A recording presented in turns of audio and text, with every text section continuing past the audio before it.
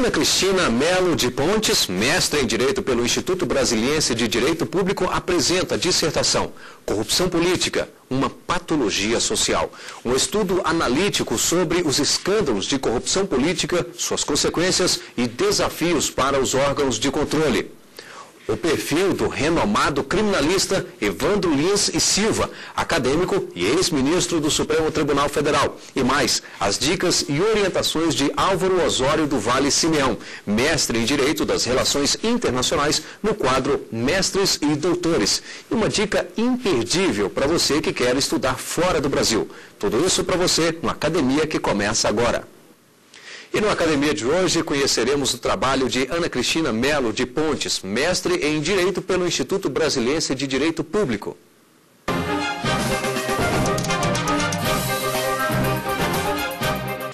Para debater o assunto, convidamos Luiz Navarro, secretário executivo da Controladoria Geral da União, e Ivaldo Lemos Júnior, promotor de Justiça do Ministério Público do Distrito Federal.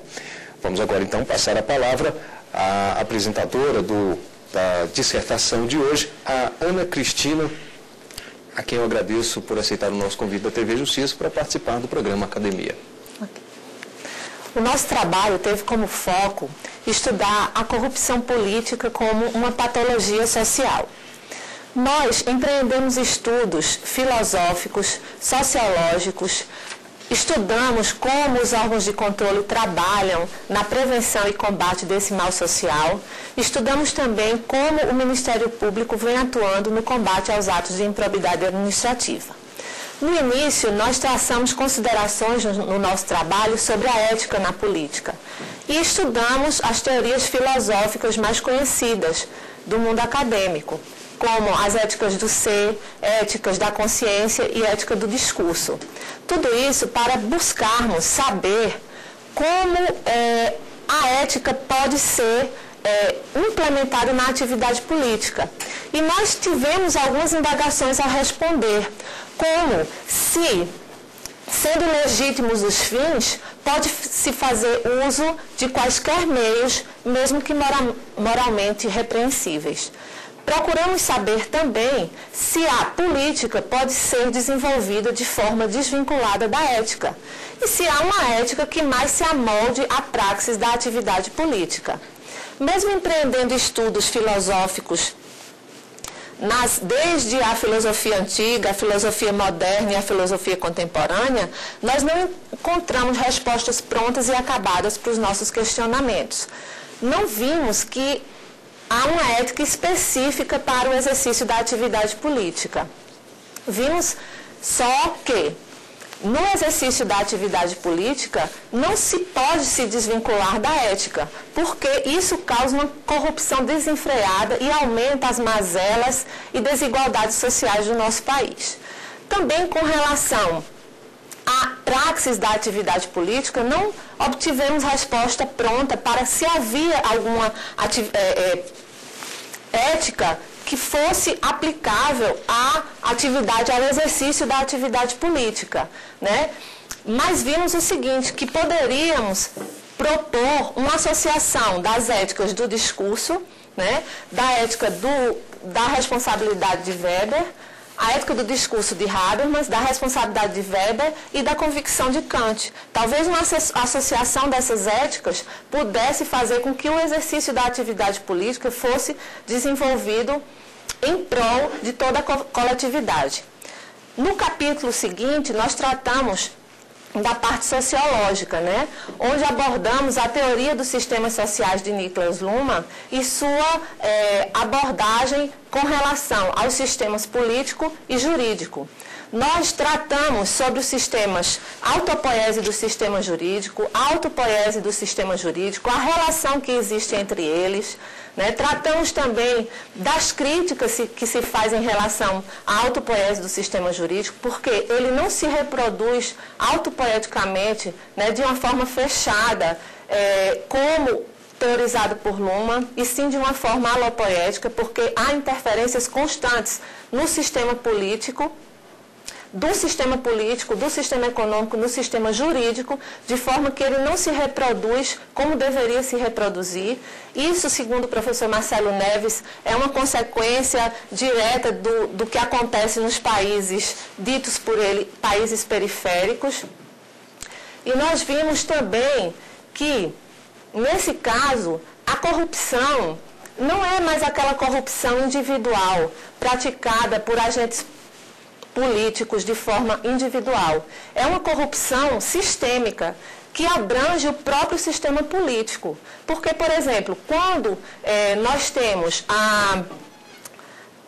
um lobby político muito forte para a não instauração de CPIs ou CPMIs, né, isso está causando o quê? Está causando uma interferência indevida do sistema político no sistema jurídico, de forma que a Constituição ela não se aplica da forma como está no texto. Por quê? Porque o sistema político, ele faz essas interferências para que o poder se mantenha, né, e para que a verdade ela não seja descoberta. Então, nós temos interferências e assimetrizações externas que permeiam a própria orientação normativa do sistema jurídico. Né? Então, esses sistemas jurídicos, muito embora a teoria seja que eles sejam sistemas autopoeticamente fechados, né? E que operam segundo uma lógica circular e autorreferencial, esse fechamento operacional do sistema, ele, todavia, não se contradiz com a abertura normativa que deve haver em relação ao entorno, porque o sistema, ele fica aqui e o entorno social fica o envolvendo. E esse fechamento não impede a abertura para que se desenvolva uma comunicação em relação aos códigos binários próprios. Para o sistema jurídico, nós temos desenvolvidos códigos próprios, como o lícito e o ilícito. E para o sistema político, nós temos os códigos de poder e não poder. Nesse novo paradigma epistemológico, a diferença entre o todo e as partes é substituído pela diferença entre sistema e entorno. Então, o que faz com que a totalidade não seja mais simplesmente a simples soma das partes. Né? O Luhmann, ele classificava a corrupção como uma imperfeição da natureza humana. Né? E essa corrupção sistêmica, né, que eu falei bastante no trabalho, é causada por interferências indevidas de um sistema social em outro, como, por exemplo, as do sistema político no sistema jurídico. Nesse caso, a corrupção acontece quando há um bloqueio da Constituição, que na teoria luhmanniana funciona como acoplamento estrutural entre esses dois sistemas. A Constituição é deturpada sistematicamente pela pressão de conformações particulares do poder. Então, nós concluímos nessa parte que trata da teoria social dos sistemas de Niklas Luhmann, que ela é bem aplicada aos sistemas sociais, como o jurídico e político, e concluímos que, no caso brasileiro, o direito não se reproduz autopoeticamente, uma vez que assimetrizações externas permeiam a própria orientação normativa do sistema, surgindo então o problema da alopoese, que é justamente a negação à autorreferência operacional do direito. Então, o sistema político é um dos principais responsáveis pela não concretização da autonomia operacional do direito, mas também sofre limitações à sua autopoese em vista das pressões advindas do ambiente social. Isso nos leva a refletir sobre que reformas institucionais seriam necessárias para as nossas instituições políticas. Quais os mecanismos jurídicos que poderiam propiciar o incremento da punibilidade para os agentes responsáveis pela corrupção política. No capítulo 3, considerando toda essa gravidade e as mazelas sociais, desigualdades trazidas por esse fenômeno social que é a corrupção política, nós buscamos estudar os custos relacionados a essa corrupção política. Não foi uma tarefa nada fácil, nós não chegamos a custos específicos sobre a corrupção política praticada no Brasil, por exemplo. Mas nós tivemos, por exemplo, estudos do Escritório das Nações Unidas contra Drogas e Crimes, que viu o seguinte, que mais ou menos US$ 1 trilhão é gasto anualmente com pagamento de propinas para a corrupção, para custear a corrupção. E no Brasil, a Fundação Getúlio Vargas fez um estudo em 2005, mostrando que mais ou menos 0,5% do PIB foi gasto para custear a corrupção. Isso deu em torno de 10 bilhões de reais, o que mais ou menos daria para os gastos com investimento. No capítulo 4, nós tratamos da atuação do Tribunal de Contas da União e da Controladoria Geral da União em relação à prevenção da corrupção. Por que nós focamos na corrupção e prevenção? Porque nós sabemos que as ações formais e posteriores às despesas públicas não trazem o benefício esperado para a sociedade, porque depois que o dinheiro é desviado e gasto, muito dificilmente esses recursos retornam aos cofres públicos. Muito embora o tribunal impute multa, aplique multa, impute débito aos gestores que gastaram mal os recursos públicos, esse recurso, há uma grande dificuldade de retorno aos cofres públicos desse recurso. Então, nós focamos nas ações preventivas e vimos que a ação preventiva principal desenvolvida pelo Tribunal de Contas da União seria as auditorias de obras públicas. Nós verificamos grandes obras que foram fiscalizadas pelo tribunal e que geraram benefícios potenciais, por exemplo, no exercício de 2006, da ordem de R$ 500 milhões. E que esses recursos de obras públicas, eles estão sendo incrementados a cada ano e o tribunal também a cada ano tem implementado as suas fiscalizações nessa área. O que gera um gráfico dizendo que há um incremento anual do volume de recursos fiscalizados. Com relação à Controladoria Geral da União, nós vimos que também tem havido um avanço.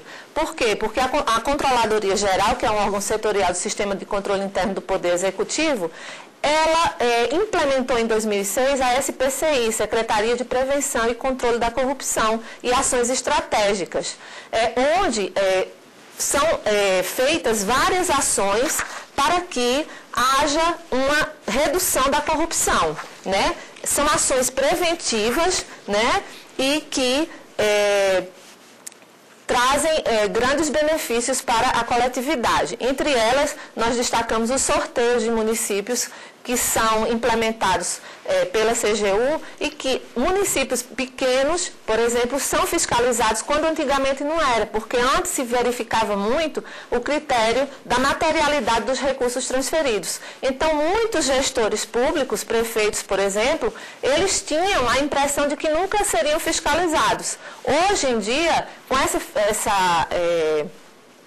esse sorteio de município, mesmo pequenos municípios que gerem poucos recursos podem ser fiscalizados, ou seja, podem cair na malha fina, E com isso gera uma certa expectativa de controle, o que antes não havia. Então, a CGU, ela tem, por meio da SPCI, que nós já falamos, ela tem fomentado o controle social, fortalecido a gestão pública, incrementado a transparência pública, promovido a ética e a integridade no serviço público e mapeado situações de risco. E também nós enfocamos no trabalho a importância do controle social e da atuação do Ministério Público no combate à improbidade administrativa. No caso do Ministério Público, nós focamos, como ele vem utilizando a Lei 8429 de 92, a Lei de Improbidade Administrativa, quais são os principais ilícitos de improbidade, quais são as sanções, e como o Ministério Público vem atuando e o grande caminho, o longo caminho que se tem, mas focamos na atuação também do Ministério Público como um grande aliado na prevenção e combate da corrupção. Para você que acompanha o Academia, confira agora as indicações de alguns livros utilizados por Ana Cristina Melo de Pontes no desenvolvimento de sua dissertação. Corrupção, Fator de Progresso, de Antenor Batista, publicado pela editora Juarez de Oliveira. e Do Estado Liberal ao Estado Social, de Paulo Bonavides, editado pela editora Malheiros. Participe do programa Academia. Entre em contato com a nossa equipe por meio do endereço eletrônico academia@stf.jus.br. Álvaro Osório do Vale Simeão, mestre em Direito das Relações Internacionais, está no quadro Mestres e Doutores para falar com você. Fiz inicialmente uma pós-graduação lato sensu, especialização em processo civil, Direito Processual Civil. E depois entrei no mestrado, onde a nossa área era o Direito Internacional, especificamente voltado para os processos regionais de integração, Comunidade Econômica Europeia, formação de blocos econômicos, blocos jurídicos, de maneira que o nosso trabalho envolveu justamente essa questão relacionada ao direito constitucional internacional, que projeta para o futuro a quebra das soberanias estatais, aonde haverá, digamos assim, uma ética mínima, valores mínimos e universais realmente, positivados, dogmatizados em textos de vinculação planetária e não apenas em textos que regulam determinada sociedade em determinado estado. O trabalho do orientador, ele é quase diário com o orientando, e os palpites, os conselhos são extremamente importantes, sobretudo no que se refere a referências bibliográficas, a fontes de pesquisa, né? De maneira que eu aconselho todos a seguirem a questão do aperfeiçoamento acadêmico, que gera reflexo também na vida profissional, ao contrário do que alguns podem pensar. E agora é partir para o doutorado. Nós vamos a um pequeno intervalo e voltaremos com o debate sobre corrupção política, uma patologia social. Até já.